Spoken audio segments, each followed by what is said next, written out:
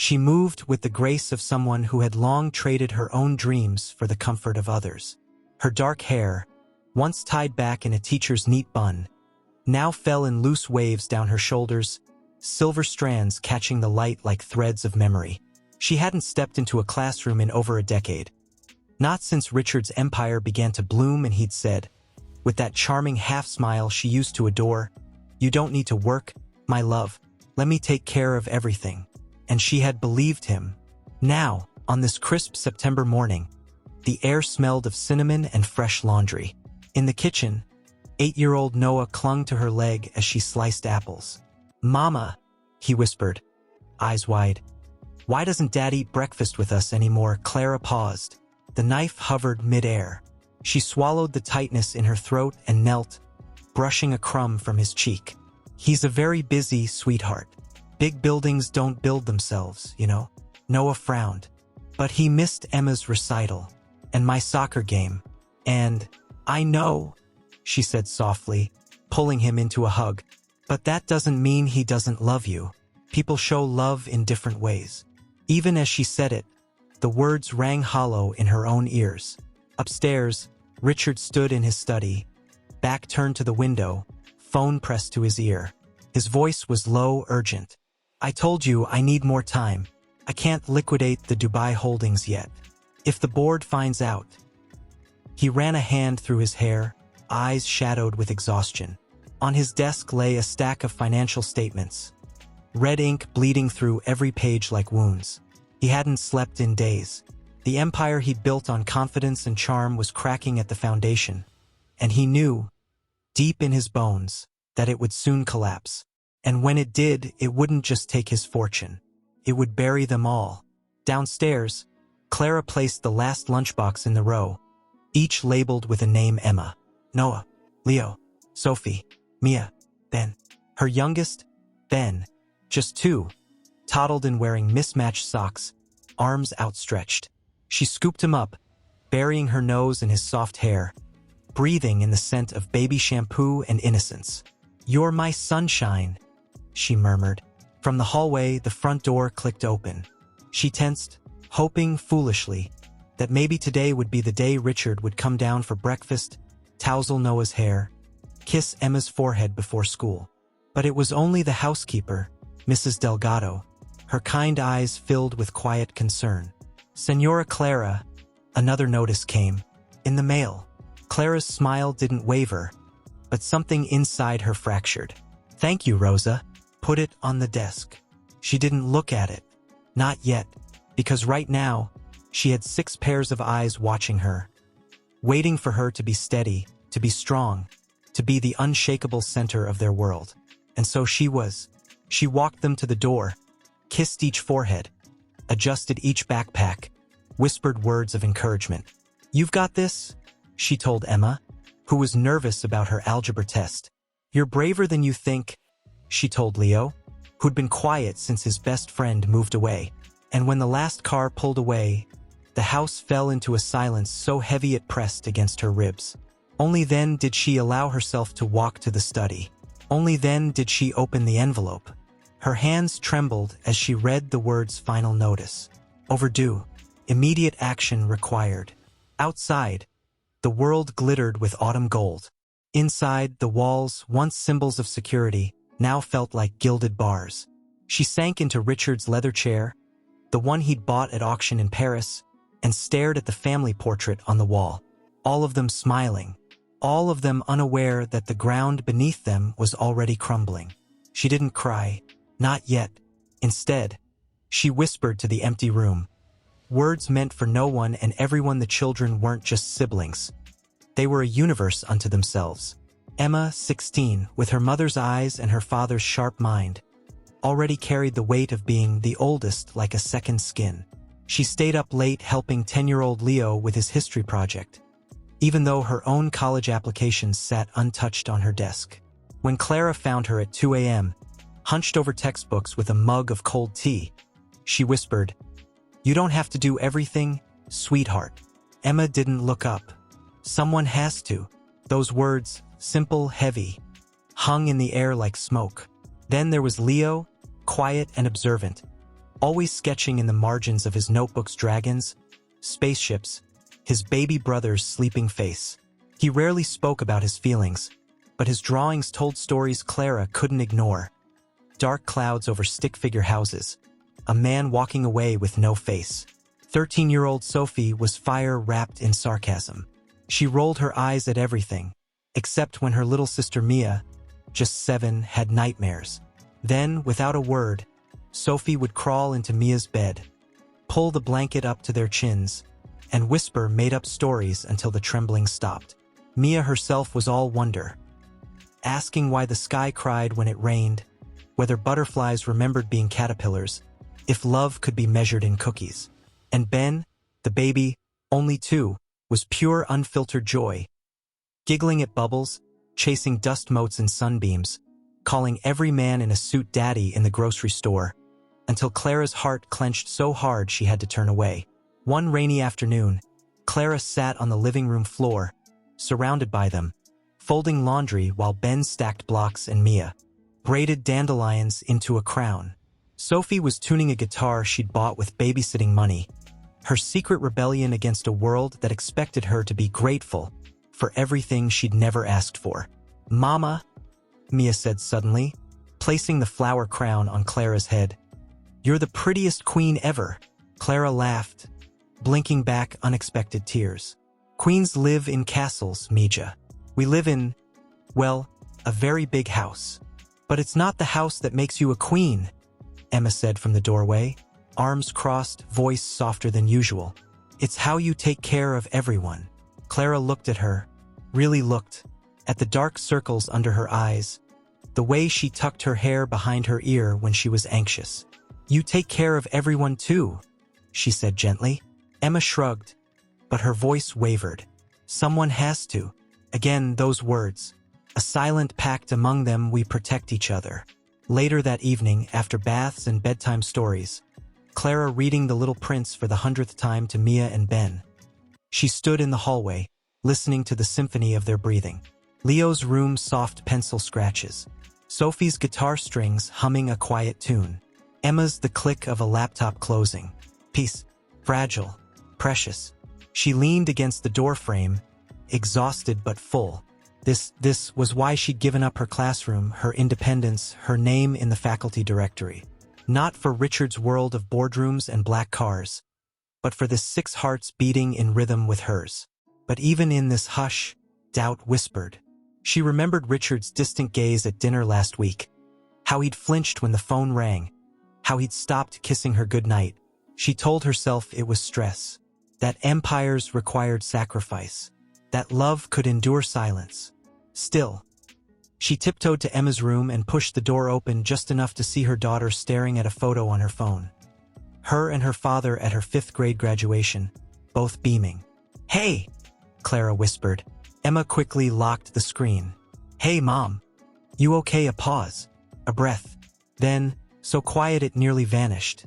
"Do you think he sees us, really sees us?" Clara's chest ached. She crossed the room and sat on the edge of the bed, taking Emma's hand. "He sees you, sweetheart. He just doesn't always know how to stay." Emma turned to her, eyes glistening. "What if he leaves?" The question hung like a storm cloud. Clara pulled her close, heart hammering. "Then we'll be okay," she said, voice steady even as her soul trembled. "Because we have each other. And that's enough." She meant it. She had to. Because in that moment, holding her daughter, the girl becoming a woman too fast, Clara realized something profound. Her children weren't just her responsibility. They were her reason, her compass, her courage. And no amount of money, no mansion, no title could ever replace the sacred weight of their trust. Outside, the rain fell harder, drumming against the windows like a warning. But inside, wrapped in the warmth of shared breath and whispered promises, Clara held on tighter. Ning to the wind howl through the trees like a warning. Richard hadn't come home. Again. His car wasn't in the driveway. His phone went straight to voicemail. She told herself he was working late, again, that a deal in Singapore had gone sour, that he was sleeping in his office downtown, as he sometimes did during critical phases, as he called them. But this time something was different. She rose before dawn, wrapped in a robe that suddenly felt too thin, too fragile. The house was silent except for the hum of the refrigerator. Too loud, too empty. She padded to the study, hoping to find a note, a scribbled message on a sticky pad. Anything. Instead, the room was unnervingly tidy. His desk, usually a controlled chaos of contracts and coffee rings, was bare. The family photo that always sat beside his monitor gone. Her breath hitched. She checked his closet. Empty. Not just the suits, everything. Shoes, watches, even the monogrammed cufflinks she'd given him on their 10th anniversary. Vanished. Panic, cold and slick, coiled in her stomach. She rushed to the garage. His black Mercedes gone. Only her old sedan remained, dust gathering on the hood like it had already been forgotten. Back inside, she stood in the center of the marble foyer, heart pounding so hard she thought it might crack her ribs. "Richard," she called, voice trembling. "Richard, are you here?" Silence answered. Then a sound. Not from the house, but from the kitchen. She hurried in, half hoping, half dreading. On the counter, beneath a chipped teacup she'd used the night before, lay a single sheet of paper. Her hands shook as she picked it up. His handwriting, once so confident, so sure, now looked rushed, jagged. "Clara, I can't stay. The debts. They're worse than I let on. If I stay, they'll take everything, including your name, your future, the kids' inheritance. I'm leaving so you can start clean. Don't look for me. Don't wait. I'm sorry. R. No explanation. No goodbye to the children. No, I love you. Just gone." She read it again and again, each word carving deeper into her chest like ice. "Mama," she spun around. Emma stood in the doorway, arms crossed against the morning chill, eyes wide with sleep and something sharper, fear. Clara quickly folded the letter, but it was too late. "What's wrong?" Emma asked, stepping closer. "Nothing, sweetheart. Go back to bed." But Emma saw it. The tremor in her mother's hands, the way her lips pressed into a thin line like she was holding back a scream. "Is it Dad?" Clara couldn't lie. Not to her. Not now. He had to go away for a while," she said softly, voice cracking. "For how long? I don't know." Emma's face hardened, then shattered in the same breath. "He left, didn't he?" Clara didn't answer. She didn't have to. Emma turned and ran. Up the stairs, down the hall, into her room. Clara heard the lock click. Minutes later, Sophie appeared, hair messy, guitar still slung over her shoulder. "What happened?" Clara tried to speak, but the words wouldn't come. She just held out the letter. Sophie read it. Her jaw tightened. "So that's it, he just vanished." Before Clara could respond, Leo appeared, then Mia, rubbing her eyes. Even Ben waddled in, clinging to his stuffed bear. "Where's Daddy?" Mia asked, innocent, trusting. Clara knelt, pulling them close, her voice barely a whisper. "He's not coming back for a while." Mia's lower lip trembled. "But he promised to take me to the zoo." Clara closed her eyes. The promise, made weeks ago, forgotten by him, remembered by her. "I'll take you," she said, forcing warmth into her voice. "We'll go next weekend." But even as she said it, a new dread crept in. Next weekend, with what money she hadn't checked the accounts in months. Richard always handled that. "Don't worry your pretty head about finances," he'd say with a wink. Now that wink felt like betrayal. Later that morning, while the children watched cartoons in numb silence, Clara logged into their joint bank portal. The password still the same, their wedding date. Her breath stopped. Balance $247.83. She blinked. Refreshed. Scrolled. Every savings account zero. Investment portfolio liquidated. The trust fund for the kids closed. And then, the emails started flooding in. Final notice: mortgage payment overdue, 90 days credit card account suspended, outstanding balance $84,210, legal notice asset seizure, pending court case number 4892. She sank to the floor, back against the fridge, the cold linoleum seeping through her pajamas. Her mind raced. How and why didn't I see this? But the worst thought of all whispered through the silence: he didn't just leave me. He left us with nothing, and made it look like it was for our own good. Outside, the sun rose bright and indifferent. Birds sang. Neighbors walked their dogs. The world moved on. But inside, Clara sat among the ruins of a life that had never truly been hers, and realized, with terrifying clarity, that the man she'd loved, the father of her children, hadn't just abandoned them. He'd erased them. And now, with 6 young eyes watching, waiting, needing, she had to find a way to rebuild from nothing. Instead, she stood, wiped her cheeks with the back of her hand, and walked to the laundry room, where the children's school uniforms hung neatly on hangers. She touched each one. Emma's blazer, Leo's sweater vest, Sophie's crisp white shirt, as if memorizing them, as if fearing they might vanish too. But reality didn't wait. 2 days later, the lights went out. Not dramatically, not with a storm or a fuse blowing, just silence. One moment the refrigerator hummed, the next nothing. The digital clock on the oven blinked 0000. The hallway, once bright with recessed lighting, fell into shadow. Clara stood in the kitchen, frozen, as Mia tugged her sleeve. "Mama, why is it dark?" "Just a power outage, Carino," she said, forcing lightness into her voice. Like a little adventure. But when she called the electric company, the truth hit like a bucket of ice water. "Ma'am, your account's been delinquent for 3 months," the woman on the line said, voice flat, impersonal. "Service was suspended this morning." Clara's throat tightened. "But the bills were always paid automatically, from our joint account." "I'm sorry, but the balance was 0, and the credit hold couldn't be lifted without payment." She hung up, numb. That afternoon, the water stopped. Then the internet. Then the landline. Each loss was a brick pulled from the foundation of the life she thought she had. And with every brick, the weight on her shoulders grew heavier.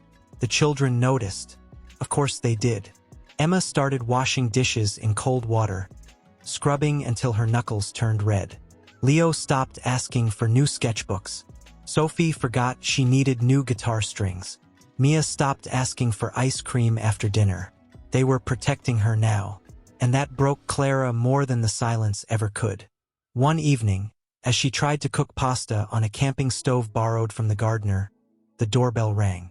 It was Mrs. Holloway from across the street, once a frequent guest at their charity galas, now standing on the porch in a designer coat, holding a casserole dish with a tight smile. "Clara, darling," she said, eyes flickering over Clara's worn sweater and the darkened windows. "We heard, well, about Richard. Terrible business. Thought you might need a hot meal." Clara forced a smile. "That's so kind. Thank you." But as she reached for the dish, Mrs. Holloway hesitated. "You know, people are talking about the debts, about how he just disappeared." Her voice dropped to a whisper. "Some say he took everything. Others say you knew." Clara's blood ran cold. "I didn't."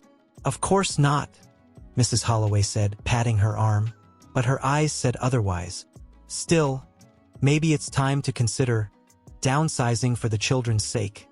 The unspoken word hung between them, failure.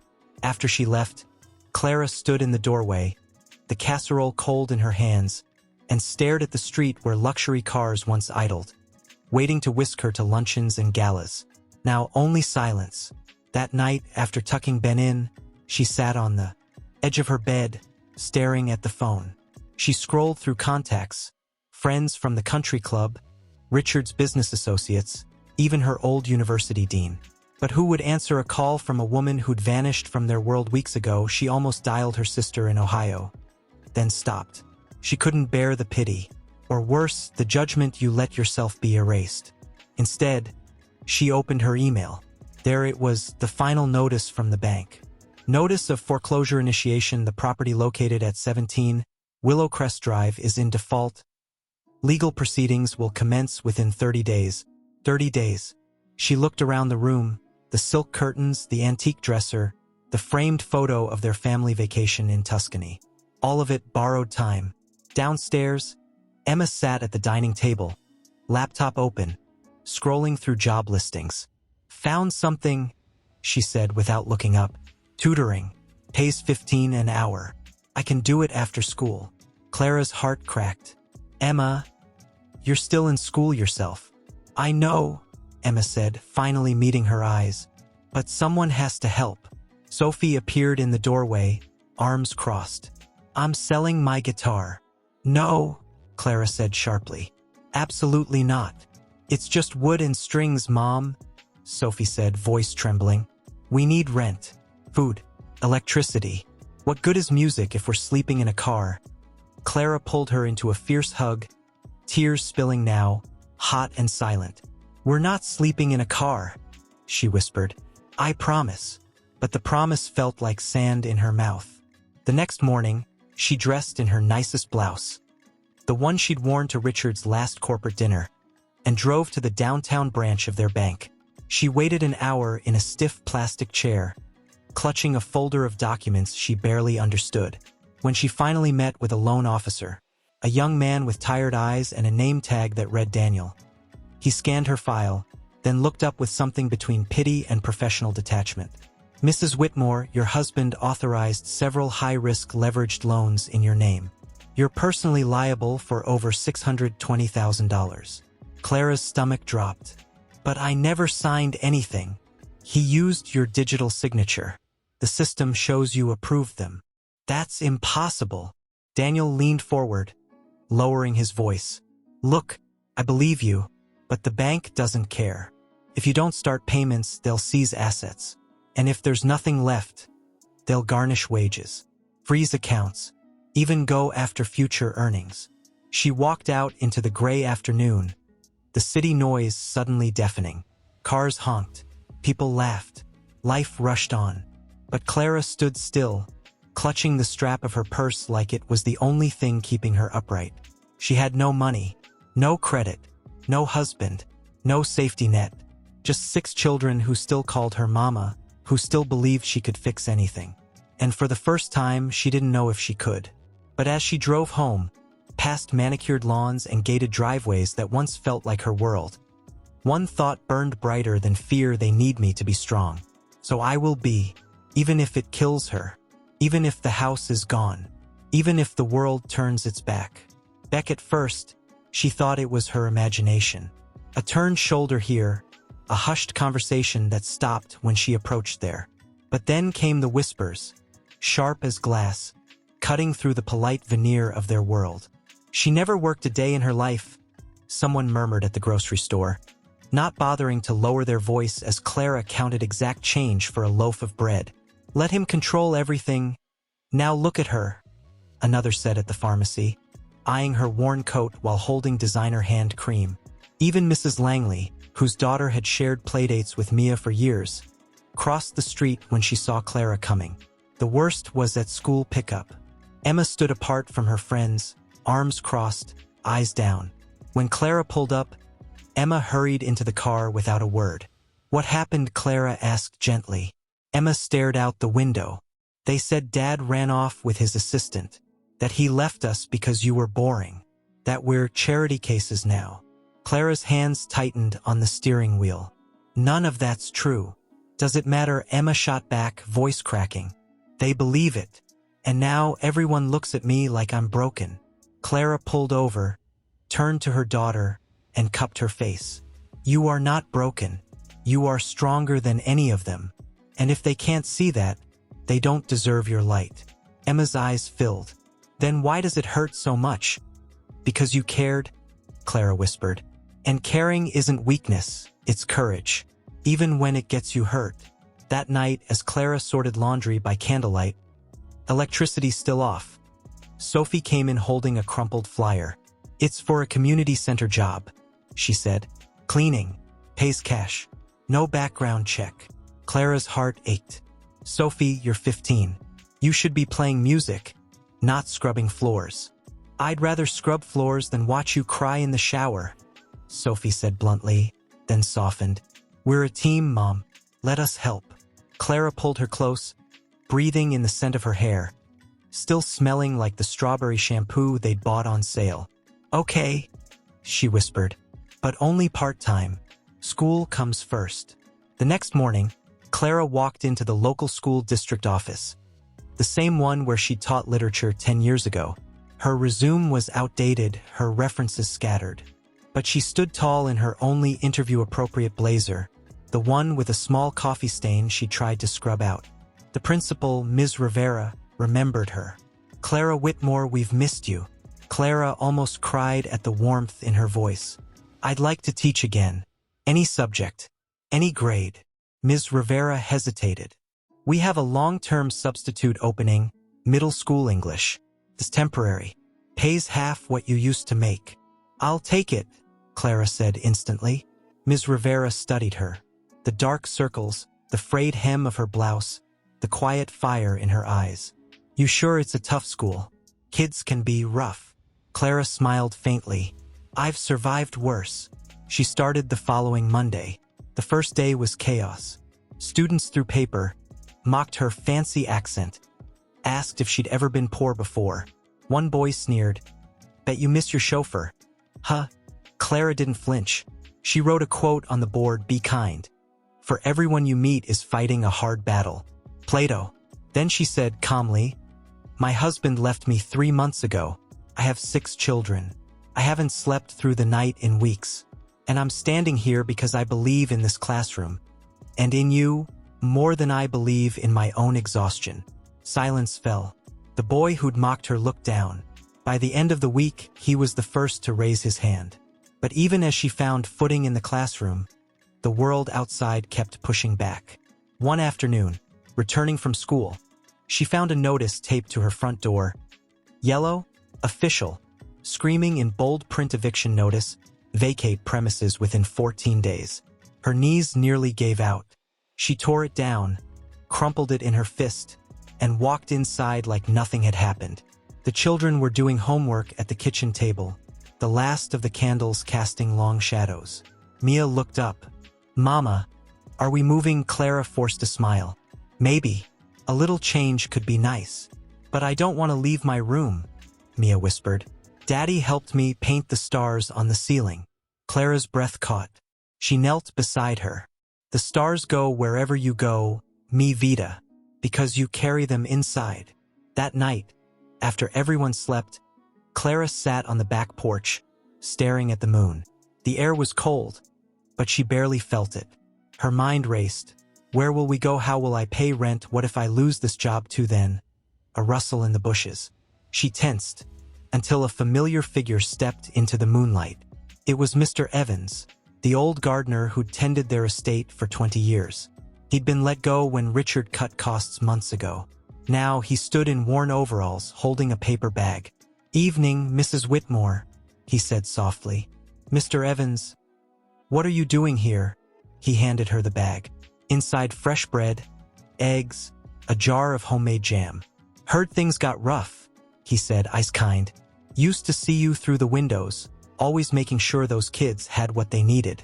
You never looked down your nose at me, even when he did." Clara's vision blurred. "Thank you." He hesitated. "My sister passed last year. Left me a little cottage up in Pine Ridge. 2 bedrooms, but it's got a big yard.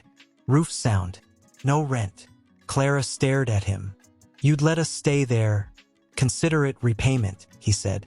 "For all the times you brought me lemonade in the summer heat." She wanted to refuse. Pride, that old ghost, tugged at her. But then she thought of Ben sleeping on a floor, of Emma studying by flashlight, of Sophie's guitar gathering dust. "Yes," she whispered. "Yes, please." As Mr. Evans walked away, Clara clutched the bag to her chest, tears finally spilling over. The world had turned its back. But kindness had found her in the dark. And for the first time in months, she let herself hope. Not for riches, not for return, but for a roof, a chance, a breath. Tomorrow she would tell the children. Tomorrow they would pack what little they had left. But tonight Clara moved the family in on a Tuesday, carrying boxes while Emma and Sophie lugged furniture in the back of a borrowed pickup truck. Ben rode on Leo's shoulders, pointing at squirrels like it was all a grand adventure. Mia clutched her stuffed rabbit and whispered, "It smells like earth and rain, Mama. I like it." Clara squeezed her hand, throat tight. Me too, sweetheart. But as the children explored their new bedrooms, 2 small rooms shared among 6, Clara stood in the kitchen, staring at the empty pantry. The school paycheck wouldn't come for another 10 days. The little cash she'd scraped together was gone, spent on gas, bread, toilet paper, a second-hand mattress for Ben. She needed to work, not just teach, earn more. Every hour counted. That evening, after tucking the younger ones in, she sat at the rickety kitchen table with Emma and Sophie. A single oil lamp flickered between them. "I start teaching Monday," she said. "But it's not enough. I need another job." Emma frowned. "You're already working all day. When will you sleep?" "I'll sleep when we're safe," Clara said softly. "When I know you all have shoes that fit and food that isn't stretched thin." Sophie leaned forward. What if we help you make something like your lemon cakes? Remember how everyone at Dad's parties used to beg for them?" Clara blinked. "Those were just for fun. But they were amazing," Emma said, eyes lighting up. "Mrs. Holloway once paid $200 for one of your raspberry lemon tarts." Clara almost laughed. Bitter, tired. "That was a different life." "Maybe," Sophie said. "But your hands are the same." The next morning, before dawn, Clara stood in the tiny kitchen, rolling dough by lamplight. She had 2 eggs, a half cup of sugar, a precious stick of butter Mr. Evans had left in the fridge. She mixed them, with care, the rhythm of kneading dough a quiet prayer. She baked 6 small loaves, her grandmother's recipe: lemon, honey, a hint of thyme. Wrapped them in parchment tied with twine. Took them to the local farmer's market, heart pounding like she was smuggling contraband. She set up a folding table near the edge of the square. A handwritten sign propped in front: "Clara's lemon loaf, $5. No one came at first. Shoppers passed with canvas bags and cheerful chatter, eyes sliding right over her. She kept her head high, hands folded, but inside, shame burned. "This is what it's come to, begging for crumbs with my own hands." Then, a voice. "Clara," she looked up. It was Diane, her old friend from the university, now a librarian, hair streaked with gray, eyes warm with recognition. "Diane?" Clara whispered, suddenly afraid to be seen like this. But Diane didn't flinch. She picked up a loaf, inhaled deeply. "Smells like your kitchen back in '09. Remember you brought one to the poetry reading?" Clara nodded, tears pricking. "You remembered." "I remembered everything." Diane handed her a $20 bill. "Keep the change. And, would you bake one for the library fundraiser next week? We'd pay." Clara's breath caught. "Yes, absolutely." By noon, the loaves were gone. She walked home with $30 in her pocket and something else. Something fragile but real: hope. That night, she told the children. "We're starting a little bakery," she said, voice trembling with excitement. "From here. From this kitchen." Leo grinned. "I'll draw the logo." Mia clapped. "Can I taste test?" Even Emma smiled, just a little. "I'll handle social media. We'll call it Races, Roots. Because we're growing from what's real." Clara hugged them all, her heart so full it ached. But reality wasn't done testing her.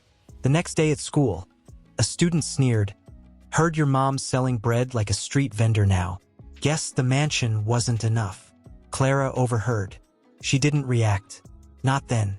But that night, as she washed dishes in icy water, her hands raw, she whispered to the darkness, "I am not less.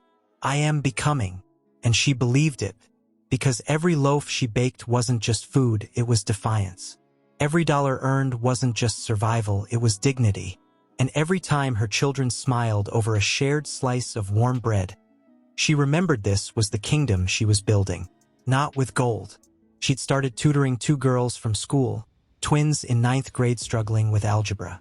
She met them at the public library after her own classes, spreading textbooks across a scarred wooden table, explaining variables with the same patience her mother once used to teach her to tie her shoes.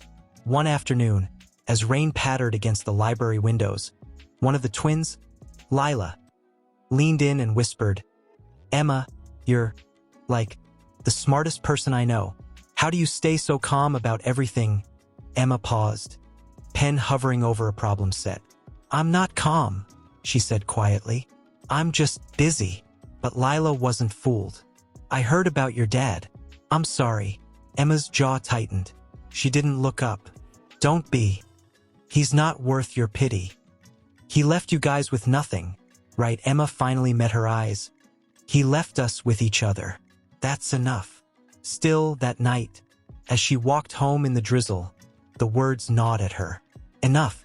But was it at home? Clara was kneading dough, sleeves rolled up, hair tied back in a messy bun. The kitchen smelled of yeast and citrus, warm, alive. Ben sat on the floor, stacking blocks, while Mia helped by arranging sprinkles into tiny rainbows. Emma dropped her backpack by the door. "I got paid today," she said, pulling out 3 crisp 20s. "For tutoring." Clara turned, flour on her cheek. "Emma, you didn't have to."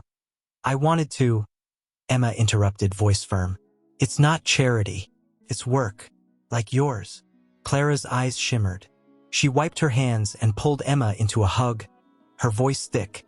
"You're so much like me, and so much better." But later that night, as Clara washed dishes, she overheard Emma on the phone in her room. Door cracked open just enough. "No, Chloe, I can't go to the sleepover," Emma whispered. "I have family stuff." Pause. Then softer, "Yeah, my dad's gone. Like really gone. And my mom's cooking and teaching and crying in the shower. And I can't just go eat pizza and do face masks like nothing's wrong." Another pause. Longer this time. "I know I seem fine, but I'm not. I'm angry. All the time. At him. At the way people look at us. At how he just walked away like we were nothing." Clara leaned against the hallway wall, silent tears trailing down her cheeks. She wanted to burst in, to tell Emma it wasn't her job to carry this rage. But she stayed still, because Emma needed to say it, even if only to the dark. The next morning, Emma didn't take the bus to school. Instead, she walked into the kitchen just as Clara pulled a tray of lemon loaves from the oven. "I've been thinking," Emma said, stirring honey into tea. "What if I expanded not just tutoring? What if I taught small group classes, charged more? I could rent a room at the community center." Clara set down the tray. "Emma, you're still a student yourself. And you're still a mother," Emma countered gently. "But that didn't stop you from baking for strangers or standing in front of a classroom full of kids who call you rich lady." Clara exhaled. "It's different." "Is it?" Emma's eyes held hers, steady, fierce. "You taught me that value isn't in what you have, but in what you give. So let me give." Clara reached across the table, covering Emma's hand with her own. "Just promise me you won't forget to be a girl sometimes. Not just the oldest. Not just the helper." Emma smiled faintly. "Only if you promise not to cry in the shower anymore." Clara laughed through tears. "Deal." That weekend, Emma printed flyers on the library computer math and English boost, small groups, $25 session. Taught by Emma Whitmore, straight A student, former Honor Society president. She hung them at the grocery store, the laundromat, even the vet clinic. Within days, 5 students signed up. Her first class was held in the cottage's living room, cushions on the floor, whiteboard propped on an easel Leo built from scrap wood. Clara watched from the kitchen, heart swelling as Emma paced with quiet confidence, explaining quadratic equations like she was unveiling secrets of the universe. Afterward, one mother pulled Clara aside. "Your daughter, she's incredible. So poised, so kind." Clara nodded, voice catching. "She's had to grow up fast. But she hasn't lost her light," the woman said softly. "That's rare." That night, as the fire crackled in the wood stove, Emma sat beside her mother on the porch, wrapped in a shared blanket. "Do you think he ever thinks about us?" she asked suddenly, staring at the stars. Clara was quiet for a long time. "I don't know. But I do know this: he made a choice. And we're making ours. Every day." Emma leaned her head on Clara's shoulder. "I'm proud of us." Clara kissed the top of her head. "Me too, sweetheart. More than you'll ever know." And in that moment, under a sky full of distant lights, the past didn't vanish, but it lost its power. because the future wasn't waiting for them. They were building it, but the past doesn't stay buried when it's built on lies. It was a Thursday. Rain drizzled against the cottage windows as Clara graded essays at the kitchen table, the scent of cinnamon rolls warming in the oven. Ben napped in his makeshift bed, 2 cushions pushed together, and Mia drew quietly at her feet. The knock came just after 3. Not the friendly tap of Mr. Evans or the cheerful rap of a student's parent. This was firm, official. 2 sharp raps that echoed like a gavel. Clara wiped flour from her hands and opened the door. A man in a dark suit stood there, rain glistening on his shoulders. He held a leather portfolio and wore the kind of expression people reserve for delivering bad news they secretly enjoy. "Mrs. Clara Whitmore?" he asked, though he already knew. Yes, her voice stayed steady, but her pulse leapt like a trapped bird. "My name is Alan Reeves. I'm with Henderson and Price Legal Group. I'm here regarding outstanding financial obligations tied to your former spouse, Richard Whitmore." Clara's breath hitched. I've been making payments where I can. The bank? This isn't about the mortgage." He cut in gently, almost pityingly. "It's about 3 personal loan agreements signed in your name between January and April of last year. Total principal $627,000. With accrued interest and penalties, the current balance is $714,328. The numbers hit her like a physical blow. She gripped the doorframe. "I never signed any loans." Mr. Reeves opened his portfolio and handed her a copy. "Digital authorization logs show your biometric signature, fingerprint and voice confirmation on all 3, and the funds were transferred directly into accounts under your SSN." "That's impossible," she whispered. "I didn't even have access to those systems. Richard handled everything. He listed you as co-borrower and financial manager," Reeves said, not unkindly. "Legally, you're fully liable." Clara's vision blurred. She stepped back, shaking her head. "I have 6 children. I'm a teacher. I bake bread at the market just to buy milk. I can't pay this." "I understand," he said, adjusting his glasses. "But if no payment plan is established within 30 days, the firm will file for wage garnishment, asset seizure, and, should those prove insufficient, a civil judgment that could follow you for decades." He handed her a thick envelope. "This contains the full documentation, payment options, and a notice of legal rights." Then, almost as an afterthought, "I'm sorry, Mrs. Whitmore. The law doesn't care about intent. Only signatures." The door clicked shut behind him. Silence. Then, Mia's voice, small and frightened. "Mama, who was that?" Clara quickly wiped her eyes and forced a smile. "Just someone with the wrong house, Carino. Nothing to worry about." But that night, after the children slept, she sat at the table with the legal papers spread out like a crime scene. Every page bore her name. Every clause tightened the noose. Emma found her there at midnight, still staring at the documents. "What is all this?" she asked, voice tight. Clara didn't answer at first. Then, quietly, "Your father didn't just leave us with nothing, Emma. He left us with debt. In my name. Hundreds of thousands." Emma's face went pale. She snatched up a page, scanned it, then crumpled it in her fist. "He signed you without you knowing. He must have used my fingerprint when I was asleep," Clara said, voice hollow. "Or recorded my voice saying something innocuous. Yes, Richard. Of course. And spliced it." Emma sank into a chair, trembling. "So even if we work forever, we'll never be free." Clara reached for her hand. "We'll fight it. I'll get a lawyer." "With what money?" Emma snapped, then immediately regretted it. "I'm sorry, Mom. I thought we were safe here." Clara pulled her close. "We are safe. Safe in each other. That's the one thing he can't take." But inside, terror coiled cold and deep. The next morning, she called every legal aid office within 50 miles. Most were overbooked. One offered a consultation in 6 weeks. That afternoon, as she stood at the market stall, hands shaking as she handed a customer their change, a voice cut through the noise. Well, Clara Whitmore, selling penny cakes." She looked up. It was Patricia Langley, the same woman who'd crossed the street to avoid her months ago. Now, she stood with a designer umbrella, smirking. "Still pretending you didn't know about his debts," Patricia said. Voice low enough that only Clara could hear. "Everyone knows you signed off on those loans. Thought you'd get rich quick. Now look at you, baking like a common street vendor." Clara's cheeks burned, but she held Patricia's gaze. "I don't know what your husband does in the dark, Patricia, but I do know this: I've never lied to my children. And that's worth more than your judgment." Patricia blinked, then turned sharply and walked away. But the damage was done. That evening, as Clara kneaded dough, her hands moved on instinct. But her mind raced: what if they freeze my wages? What if they take the cottage? What if I lose everything? Again, then Emma walked in, eyes blazing. "I told everyone," she said. Clara looked up. "Told who?" "My friends. The twins. The whole school.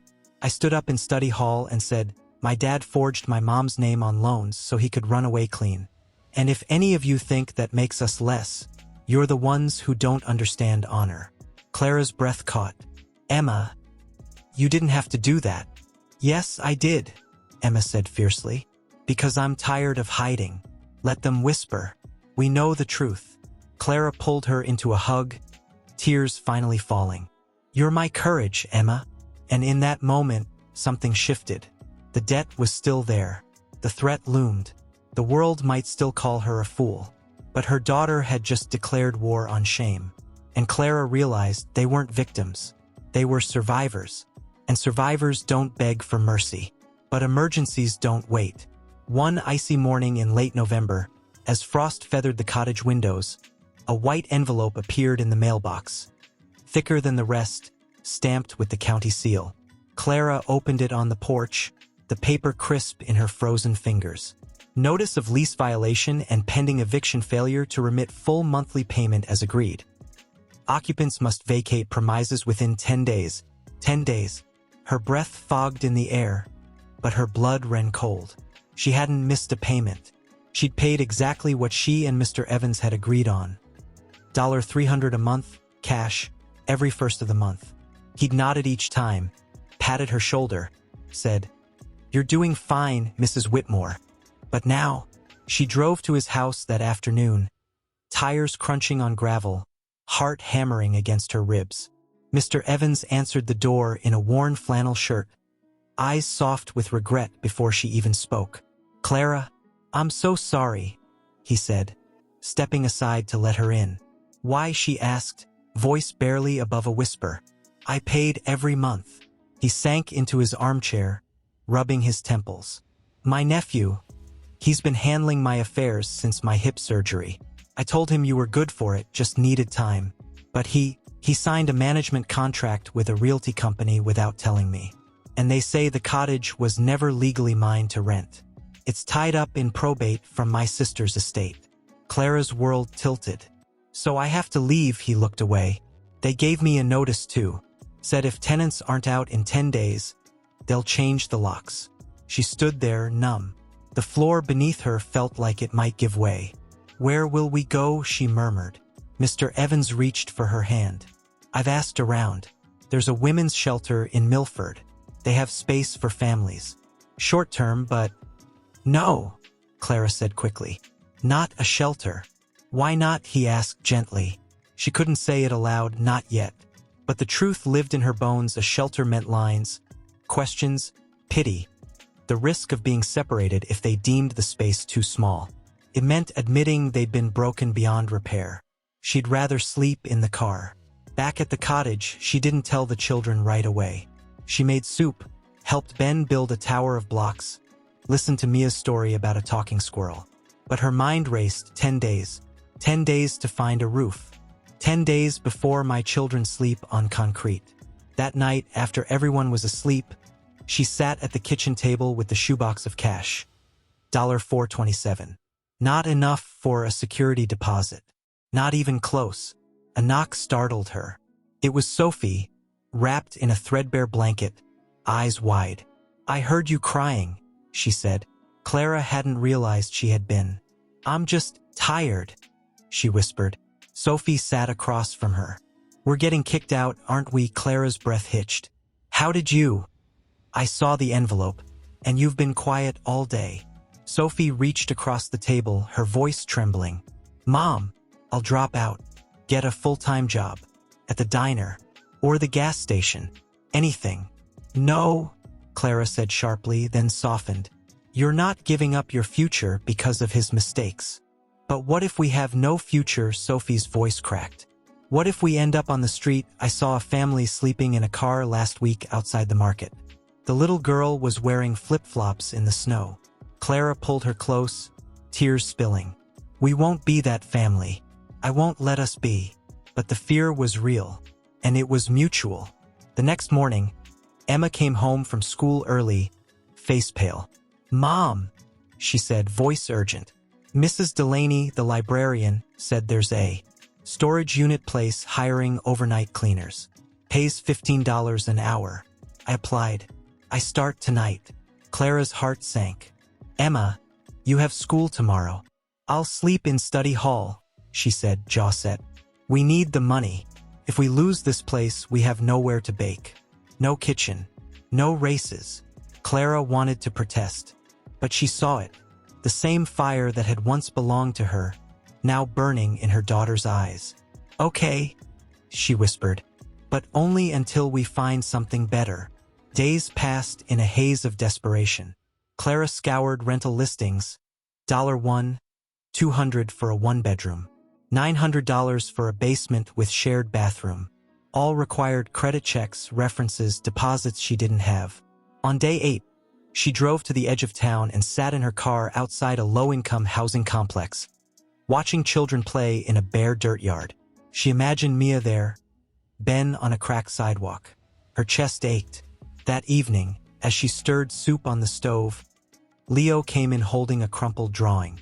I made a for rent sign for the cottage, he said quietly, in case someone wants to live here after us. Clara knelt, hugging him tight. You're such a good boy. But I don't want to leave, he whispered into her shoulder. I don't either, she admitted. But we'll find somewhere new, somewhere ours. Still, as she tucked him in that night, she stared at the ceiling, whispering to the dark, please, just one chance, one roof. That's all I'm asking. On day 9, the phone rang. It was Ms. Rivera, the school principal. Clara, I heard about the cottage. I have a friend. She owns a small duplex. One side's empty. It's modest, 2 bedrooms, kitchen, shared yard. Rents $750. Clara's breath caught. I don't have a deposit. She's willing to take first month's rent and a promise, Ms. Rivera said gently. And she knows your story, she said. If she's teaching my kids and feeding her own with dignity, she's the kind of tenant I want. Tears filled Clara's eyes. When can we see it? Tomorrow morning. The next day, they walked through the tiny duplex, peeling paint, thin walls, but sunlight in every room. A backyard where Ben could run. A kitchen with an oven that worked. It's not much, Ms. Rivera's friend said, but it's home if you treat it like one. Clara looked at her children. Emma's guarded hope, Sophie's wary relief, Mia bouncing on her toes, Leo sketching the window frame already. She turned to the landlord. We'll take it. As they walked out, Emma slipped her hand into Clara's. Do you think we'll be okay? She asked softly. Clara squeezed her fingers, looking back at the cottage. Her first real refuge now slipping away. We're not okay yet, she said honestly, but we're still together. And as long as that's true, we will be. Because home wasn't a roof. It was the people who refused to let you fall. Still, the weight of the debt hung over them like a storm cloud that refused to break. On their 3rd night in the duplex, as Clara washed dishes under a flickering bulb, a soft knock came at the back door. She opened it to find Mr. Evans standing in the drizzle, holding a worn canvas satchel and a thermos. I brought you something, he said, his voice rough with age and something deeper. Remorse, maybe, or quiet resolve. Clara stepped aside, and he entered, setting the satchel on the table. My sister didn't just leave me the cottage, he said, unzipping it slowly. She left this too. He pulled out a set of keys, tarnished, old, and a folded deed. Her husband, my brother-in-law, owned a little place up in the hills outside of town. A stone cottage. No mortgage. Never rented. Just sat empty after he passed. Clara stared. You're offering it to us?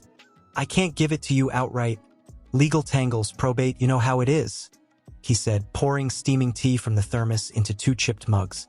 But I can let you stay, rent-free, indefinitely, call it a loan of space. Clara's hands trembled around the mug. Mr. Evans, why, he looked at her, eyes clear and steady. Because 20 years ago, when I lost my wife and thought I had nothing left to live for, your mother, God rest her soul, brought me soup every Tuesday for 6 months. Didn't ask for thanks. Just showed up. He paused, voice thick. Now it's my turn. Tears blurred Clara's vision.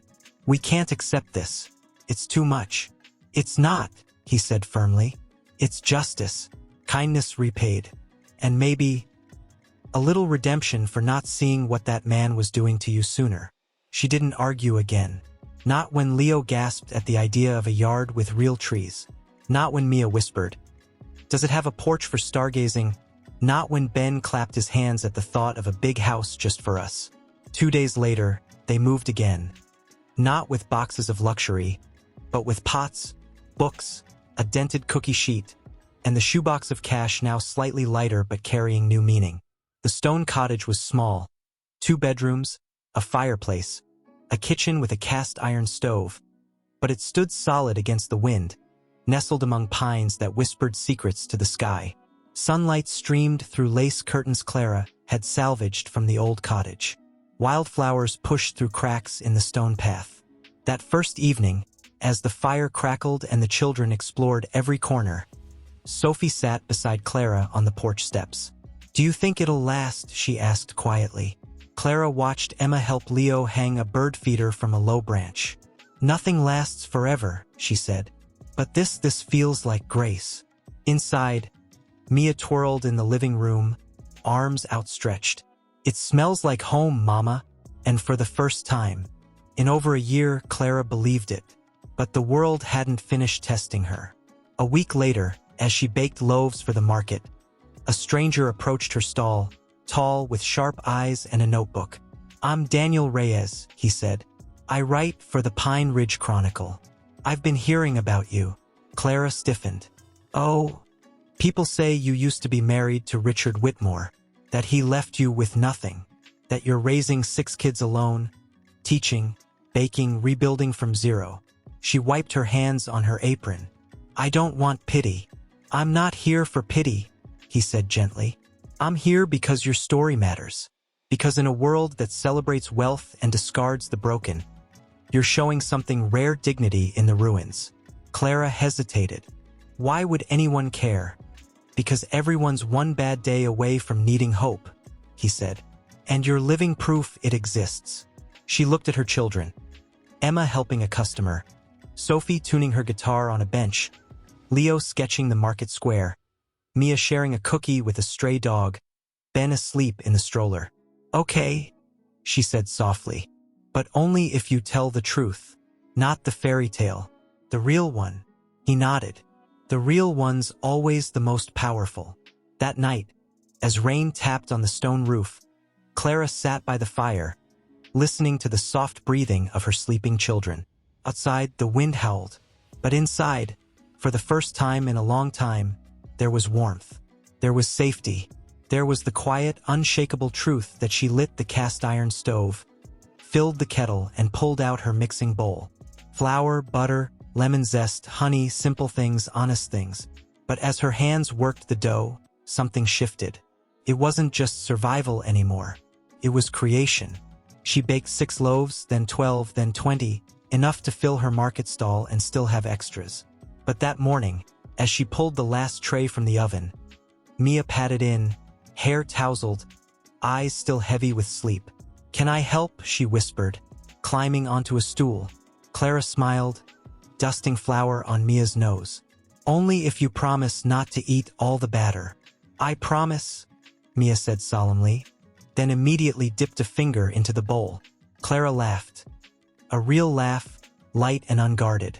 And in that moment, she remembered she used to bake for joy, not just necessity. Before the mansion, before the silence, before the fall. She baked because it made people smile. That memory sparked something.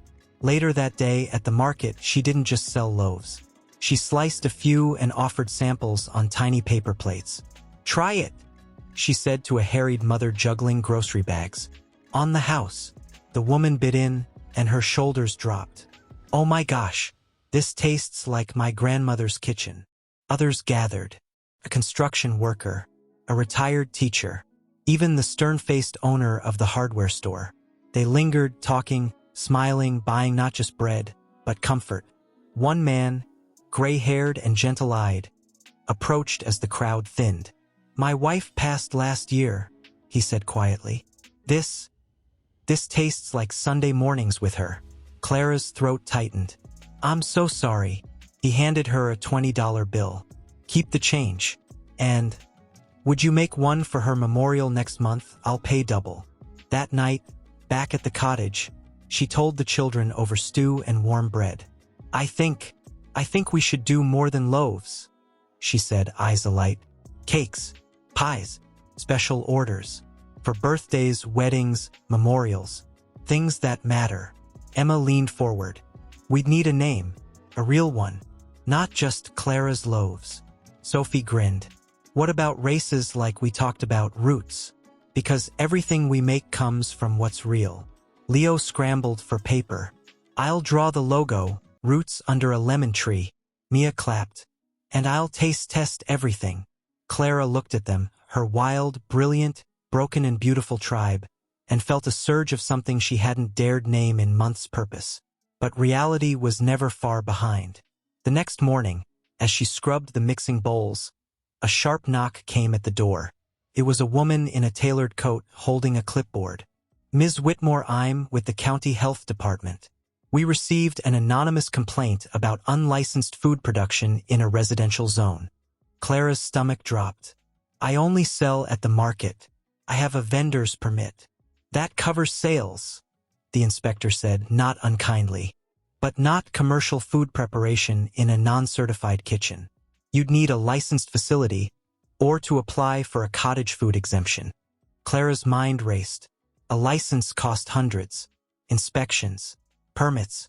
She barely had enough for flour. I didn't know," she whispered. The inspector studied her, the flour on her sleeves, the children peeking from the hallway, the humble kitchen with its cast-iron stove and mismatched cups. "I'll give you 10 days, she said finally. "Get your paperwork in order, or stop selling." After she left, Clara sank into a kitchen chair, hands trembling.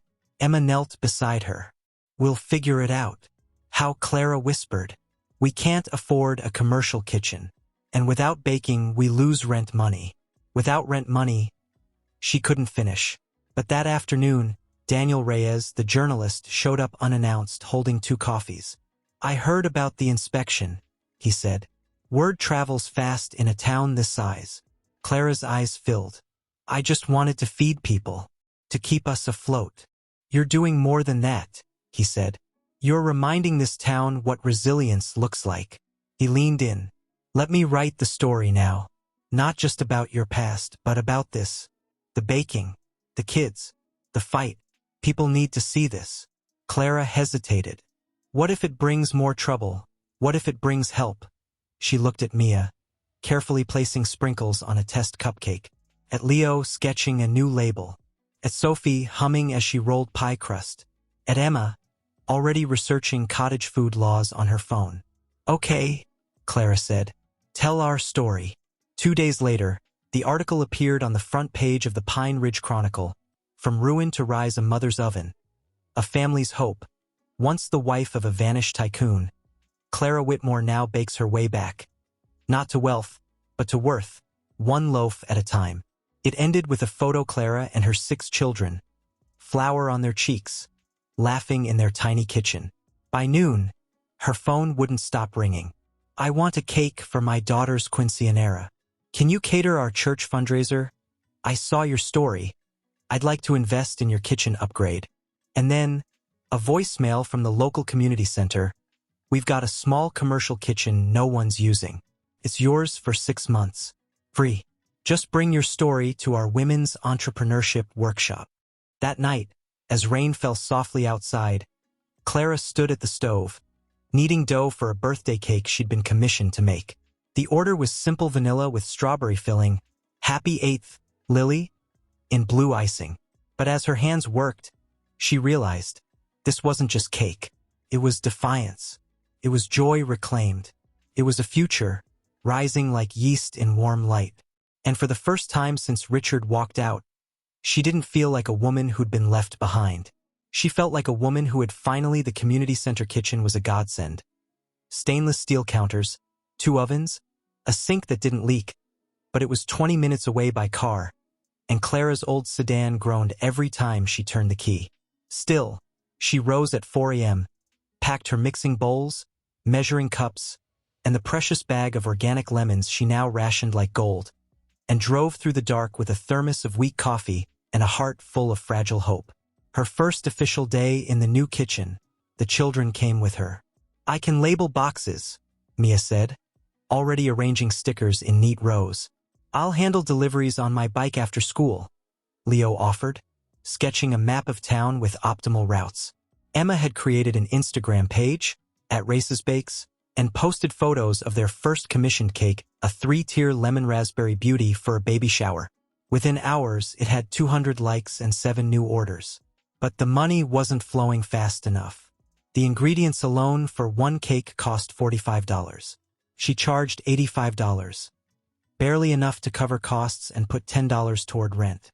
And the cottage food license $320, plus $75 for the health inspection, plus liability insurance, plus packaging. One evening, as she counted coins at the kitchen table, Sophie sat across from her, guitar silent for once. We need capital, Mom, she said bluntly. Like actual money, not just tips and hopes. I know, Clara whispered, but banks won't lend to someone with my history. What if we crowdfund? Emma piped up from the couch, phone glowing in her hands. People loved the article. What if we tell them we're trying to go legit? Get licensed, buy a used stand mixer, maybe even hire help someday. Clara hesitated. Asking strangers for money feels desperate. It's not begging, Emma said, eyes blazing. It's inviting people to believe in us. The next day, they filmed a video in the stone cottage. Clara kneading dough, Mia sprinkling sugar, Leo showing his logo sketches, Sophie strumming a hopeful chord, Emma narrating their story with quiet strength. They posted it with a goal $2,500 in 30 days. For the first 48 hours, nothing. Then a donation, $20, from Mrs. Delaney, the librarian. For lemon loaves that got me through my divorce. Then $50 from the hardware store owner. For the cake you made for my grandson's birthday. He hasn't stopped talking about it. Then $100 from a stranger in another state who wrote, my mom left me too. You're showing her what she could have been. By day 5, they'd raised $800. But on day 6, disaster struck.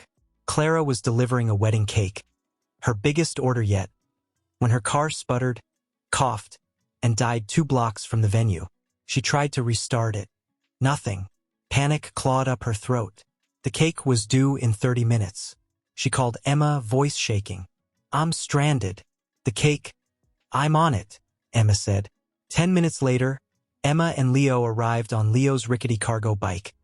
A repurposed shopping cart welded to a frame, draped with a tarp. They carefully lifted the cake box onto it, tied it down with rope, and pedaled through downtown like knights on a rescue mission. Clara ran beside them, heart in her throat. They made it with 5 minutes to spare. The bride, tears in her eyes, hugged Clara. You didn't just bring a cake. You brought your whole heart. That night, exhausted but triumphant, Clara sat on the porch with Emma. You saved us today, she said softly. Emma shook her head. We saved us. All of us. And she was right, because Races wasn't just Clara's dream anymore. It was theirs. The crowdfunding page passed $1,500 that week. With the first batch of funds, Clara bought a second-hand stand mixer from a retiring baker, dented but reliable. Mia named it Honey. They upgraded from paper bags to branded boxes with Leo's root and lemon logo.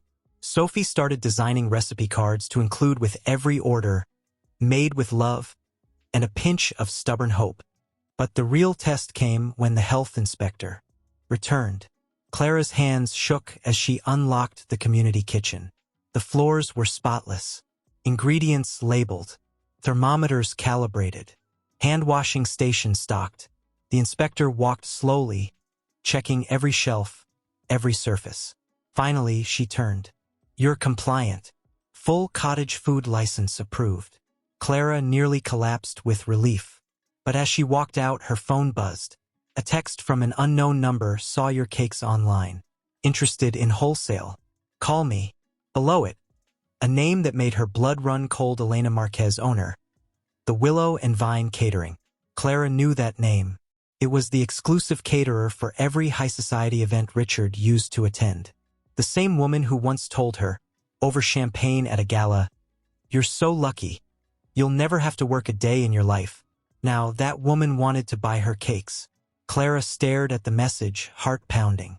Should she say yes? Would walking back into that world undo everything she'd built, or was this, finally, proof that she wasn't defined by the life he left behind? She took a deep breath, looked through the kitchen window at her children laughing as they packed boxes together, and typed a reply: "I'd be honored. But my prices are firm. And my ingredients are non-negotiable." Then she hit send. And for the first time, she wasn't asking for permission to belong. She was setting the terms. She boxed them with care, tied each with twine, and dropped them off at the catering depot before sunrise. She didn't stay to see them served. Didn't need to. She was building something new, something that didn't require his world to validate it. But 3 days later, as she wiped down the stainless steel counter in the community kitchen, a letter arrived. Not an email, not a text. A real letter, hand-delivered, sealed with plain white paper, no return address. Her name was written in a shaky script she hadn't seen in over a year. Clara. Her breath stopped. She opened it slowly, as if it might burn her.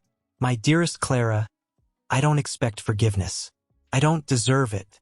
But I need you to know the truth. I didn't run because I stopped loving you. I ran because I was drowning and I was too proud to ask for help. The debts weren't just business. They were personal. Gambling, bad investments, lies I told to save face. By the time I realized how deep it was, the banks were circling, and I thought, if I disappeared, they'd come after me, not you. I was wrong. I've been in Lisbon. Sick. Not with anything dramatic. Just exhaustion, regret, and a heart that finally broke under its own weight. I've sold what little I had left. Before I go under completely, I wanted you to know I paid off the smallest of the 3 loans, the $84,000 one from First Metro. It's cleared from your name. The others couldn't reach. I know you've moved on. I see the article. I see your face, stronger, brighter. I'm proud of you, and ashamed of me. Don't reply. Don't waste your light on my shadow. Just keep going. For the children. For yourself. With all the love I ruined." Richard. The letter slipped from her fingers. She stood there, in the quiet kitchen, sunlight streaming through the high windows, and felt the past rush back like a tide she'd thought she'd outrun. Footsteps broke the silence. Emma stood in the doorway, eyes scanning her mother's face. "What is it?" Clara didn't answer. She just held out the letter. Emma read it slowly. When she finished, her jaw tightened, but her voice was eerily calm. "He paid one after leaving us with 6 figures of debt and 6 broken hearts." "It's something," Clara whispered, though she wasn't sure she believed it. "It's nothing," Emma shot back. "It's a guilt payment. A way to sleep at night while we're still cleaning up his mess." She turned to leave, then stopped. "Does he think this makes him a hero, that one act erases everything?" Clara sank onto a stool, hands trembling. "I don't know what he thinks. But he's sick, Emma. Truly sick." "So was I," Emma said, voice cracking. "When he left, I couldn't eat for a week. I cried in the shower so no one would hear. But I didn't vanish. I stayed. We stayed. Clara reached for her. I know. And I'm so proud of you. That night, the house was unusually quiet. Sophie didn't play guitar. Leo didn't draw.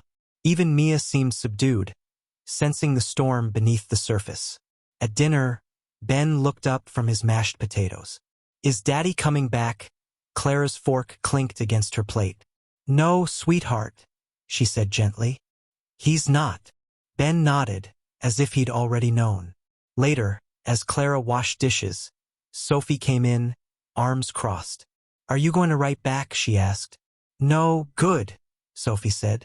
Because if he wanted to be part of our lives, he wouldn't have waited until we didn't need him to show up. But the letter haunted Clara. Not because she missed him, she didn't, but because it forced her to remember the man he'd once been, the one who held her hand at their wedding, who cried when Emma was born, who whispered, "You're my compass," on their 10th anniversary.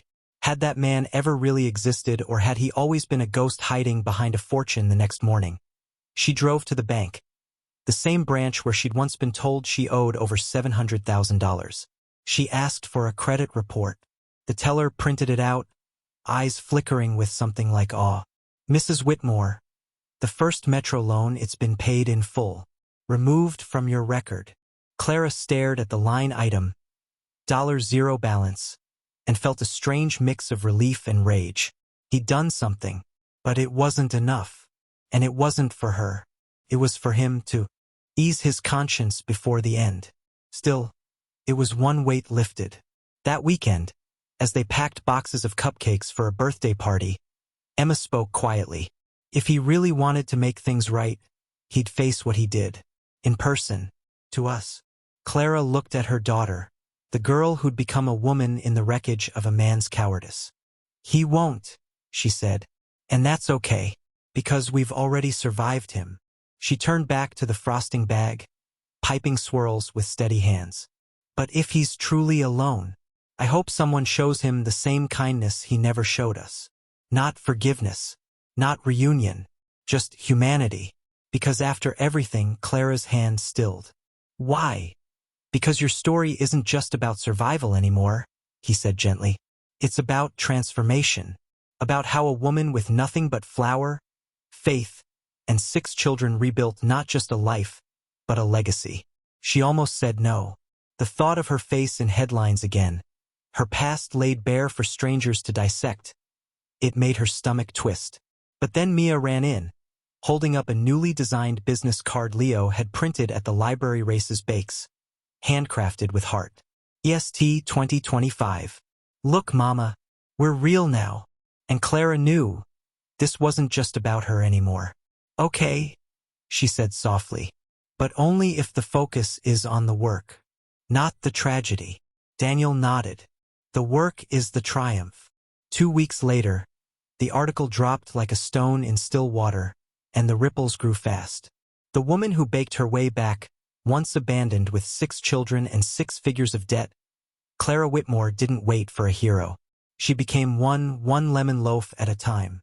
The piece was lyrical, honest, filled with photos, Clara teaching Mia how to fold pastry, Emma managing orders on a laptop at the kitchen table, Sophie playing guitar as Leo packed boxes, Ben asleep in a flour sack sling tied to Clara's back while she mixed batter. By noon, her phone was ringing off the hook. A regional grocery chain wanted to carry her signature loaves. A Food Network producer asked if she'd consider a short documentary. A women's nonprofit offered a $10,000 grant for entrepreneurial resilience. But the most unexpected call came from a soft voice on the other end of the line. Ms. Whitmore, this is Sarah Lynn. I run Second Bloom, a nonprofit that helps single mothers launch small businesses. We'd like to feature you in our national mentorship program and provide seed funding to help you scale. Clara sat on the back porch, the autumn wind brushing her cheeks, tears slipping silently down her face. Why us? She asked. Because you didn't just survive, Sarah said. You built something beautiful while you were breaking. That's the kind of courage that changes lives, including ours. That evening, as the family gathered around the fire, Clara read them the email offering the grant. $15,000, No strings, just belief. Sophie stared into the flames. We could get a real storefront. Emma's eyes lit up. Or a food truck, mobile bakery, hit farmers markets, weddings, festivals. Leo sketched furiously on a notepad. I've already designed a truck logo. Roots with wheels. Mia clapped. And I'll be the official taste tester-in-chief. Even Ben toddled over, handing Clara a dandelion like it was a golden key. But amid the joy, Clara felt a flicker of fear. Success wasn't just opportunity, it was exposure. What if they failed now? In front of everyone, what if the world watched them fall a second time that night? After tucking Ben in, she found Emma on the porch, wrapped in a blanket, staring at the stars. You're scared, Emma said, not looking at her. Clara sat beside her. What if this is too much? What if I can't carry all this hope? Emma turned, eyes glistening. You're not carrying it alone, Mom. We're all in this. Races isn't just your name. It's ours. And roots only grow stronger when the wind blows. Clara pulled her close, breathing in the scent of her hair, still faintly sweet with vanilla from the day's baking. The next morning, she called Sarah Lynn back. We accept, she said, voice steady. But I want to use part of the grant to hire other moms, single parents who need a second chance. Like I did. There was a pause. Then, warmly, that's exactly why we chose you. Within days, plans unfolded. A tiny storefront on Main Street, formerly a flower shop, was available for lease. The landlord, an elderly man who'd read the article, offered 2 months free rent. My daughter left her kids too, he said, eyes distant. You're doing what she never could. The night before they signed the lease, Clara stood alone in the empty shop. Bare floors, dusty windows, but sun flooding through like a promise. She closed her eyes and whispered, we made it. Not to the life she'd had, but to one she'd built with her own hands, kneaded with tears, sweetened with courage, and risen with love. And when she opened her eyes, she didn't see a shop. She saw a sanctuary. But hope, Clara was learning, always comes with shadows. That afternoon, as she swept dust from the hardwood floors, a sleek black sedan pulled up outside. A man in a sharp charcoal suit stepped out, adjusting his cufflinks with practiced ease. He didn't knock. He walked straight in, as if he owned the place. Clara Whitmore, he said, voice smooth as polished stone. I'm Jonathan Price, Henderson and Price Legal. Her blood turned to ice. She'd seen his face before. In the bank, in nightmares, in the margins of every legal notice that had haunted her for over a year. You're not welcome here, she said, gripping the broom like a shield. He smiled. A thin, humorless stretch of lips. I'm not here to threaten. I'm here to offer you justice. He reached into his briefcase and placed a folder on the freshly sanded counter. We've been tracking your progress. The bakery, the media, the grant. You're impressive. What do you want? She asked, voice low. He opened the folder. Inside were photos Richard boarding a flight to Lisbon. Bank transfers, property records. We've located your husband, and we've uncovered evidence that he forged your signature and committed fraud to secure those loans. If we file a civil suit on your behalf, we can sue him for triple damages. Recover everything. Maybe more. Clara's breath hitched, and his eyes gleamed. We'd represent you on contingency. You pay nothing up front. But if we win, we take 40% of the recovery. 40% of hundreds of thousands. Emma, who'd been restocking supplies in the back, stepped forward. So you're saying you'll help us? If we give you almost half of what's already ours? Jonathan's smile didn't waver. It's how justice works, young lady. Someone has to pay the price for truth. Clara looked at the photos. Richard, gaunt and hollow-eyed in an airport terminal. Not the man she'd married. Not even the ghost she'd mourned. Just a stranger running from his own ruin.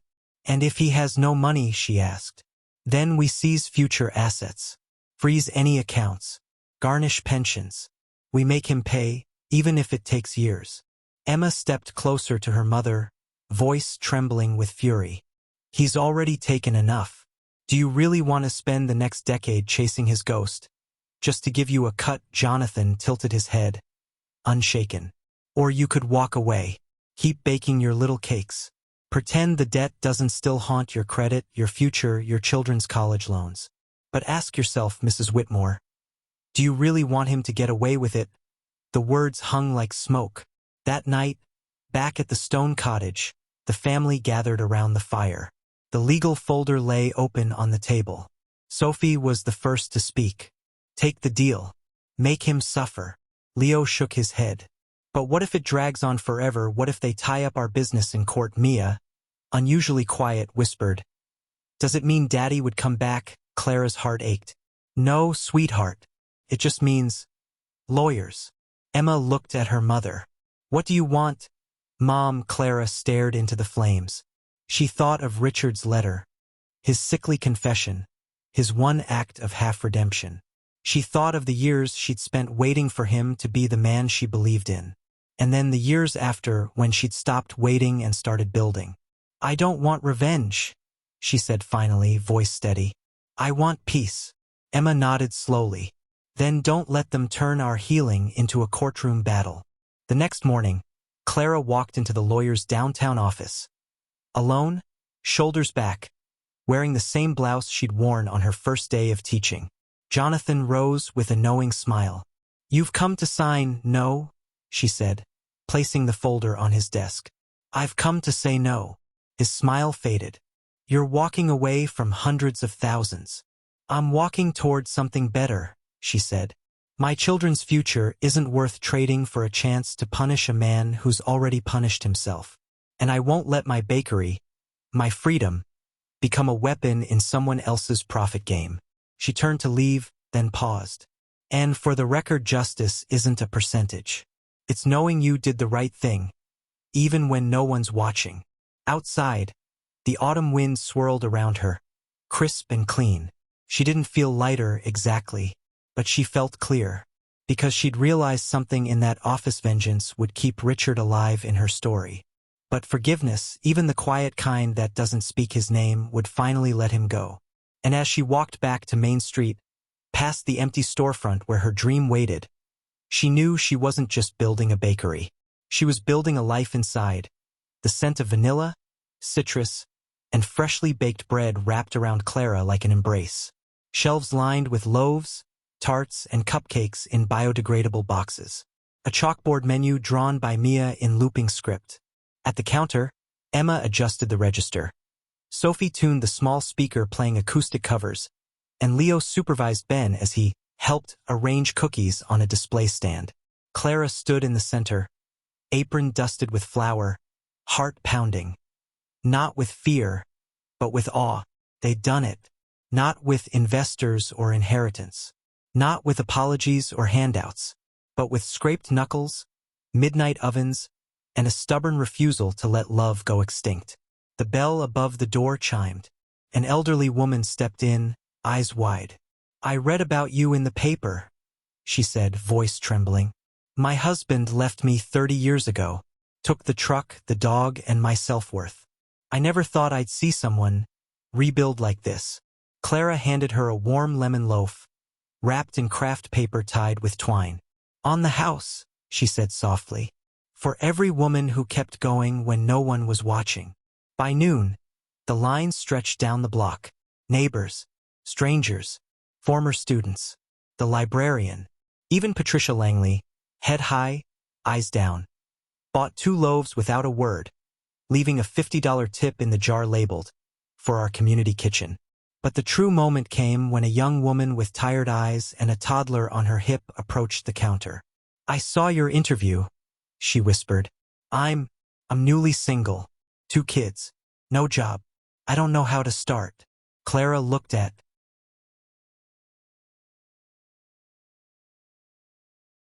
her, the fear, the pride, the fragile hope, and saw herself a year ago. She reached under the counter and handed her a business card. We're hiring, she said. Training included. Pay starts at $18 an hour. And if you need childcare while you work. My mom heart's got room. The woman burst into tears. That afternoon, as the rush settled into a gentle hum, Clara leaned against the counter, watching her children move through the space like they'd been born for it. Emma managing orders with calm precision. Sophie laughing with customers as she handed out samples.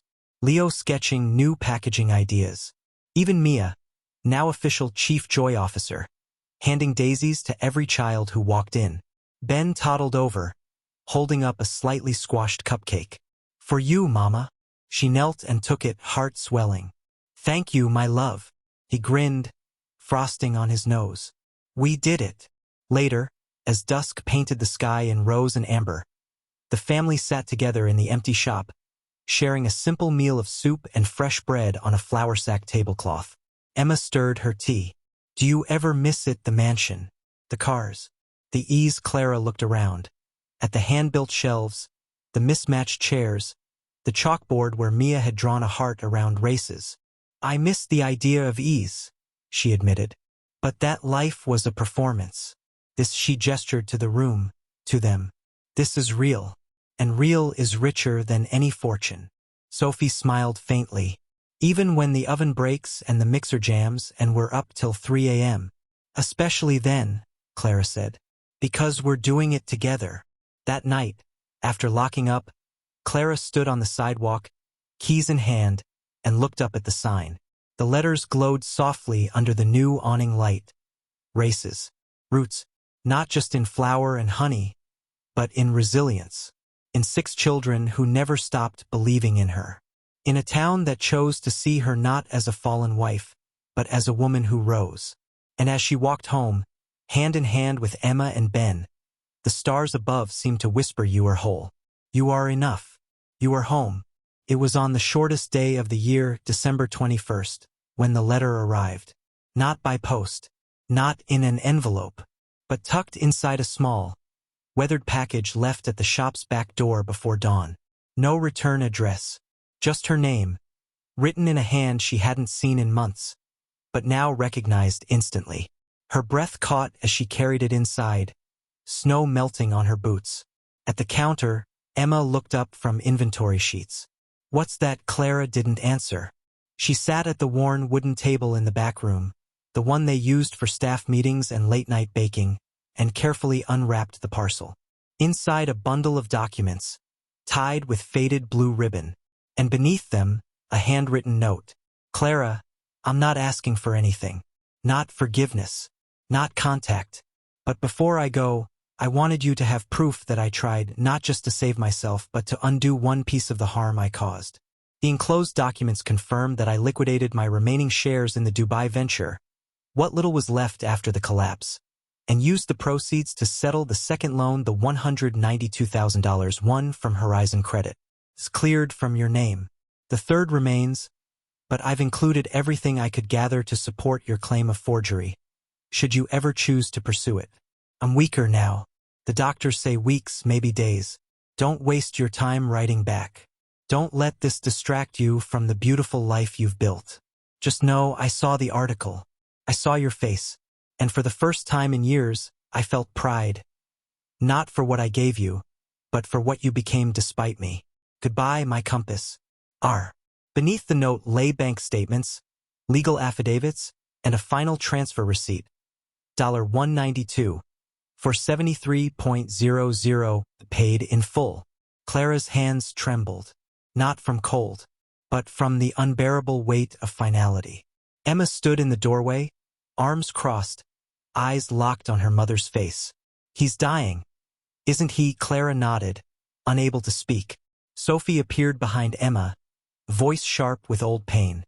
"So now he wants to buy absolution with money he stole from us in the first place." "It's not about him," Leo said quietly from the hall, clutching his sketchbook. "It's about you, Mom. What do you feel?" Clara looked down at the documents. Proof of payment, yes, but also proof of regret. Of a man who'd finally faced the wreckage of his choices. Too late to rebuild, but not too late to try. "I don't hate him anymore," she whispered. "And I don't love him. I just grieve the man I thought he was."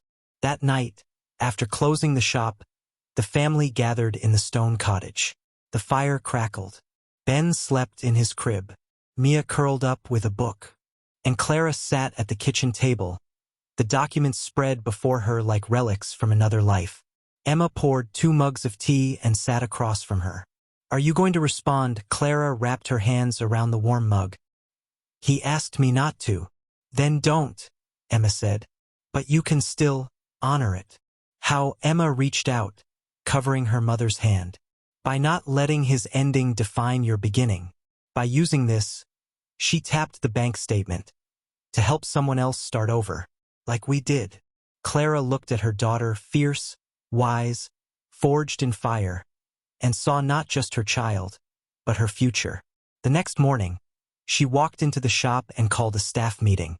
"I've decided," she said, standing before the small team of women who now called races their sanctuary, "to create a fund, the Second Start Grant. Every quarter, we'll award $5,000 to a single parent in Pine Ridge who's trying to launch a small business. No strings, just belief."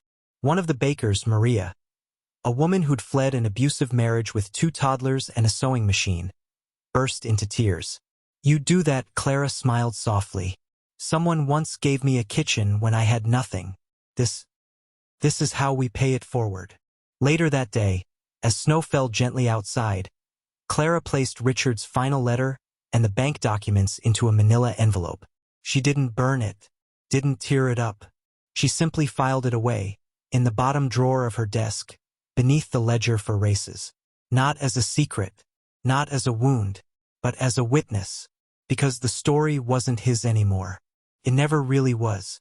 It belonged to the woman who stood in a snow-dusted kitchen, surrounded by the children who never stopped calling her mama, baking hope into every loaf, one honest day at a time. And as she tied a ribbon around a box of gingerbread stars for a customer's holiday gift, she knew some goodbyes don't need answers. They just need peace. Ado with tears in their eyes, where Ben now supervised deliveries on Emma's old cargo bike, proudly wearing a tiny apron stitched by Sophie. But for Clara, the greatest change wasn't in the business. It was in the silence. The silence of dread was gone. No more waking at 3 a.m. calculating how many loaves would cover electricity. No more flinching at the sound of a car stopping outside. No more scanning every face for judgment. The debt that once coiled around her ribs like a serpent had been severed, not by magic, but by time, truth, and the relentless rhythm of her own hands. One evening, as golden hour spilled across the kitchen table at home, Mia looked up from her homework.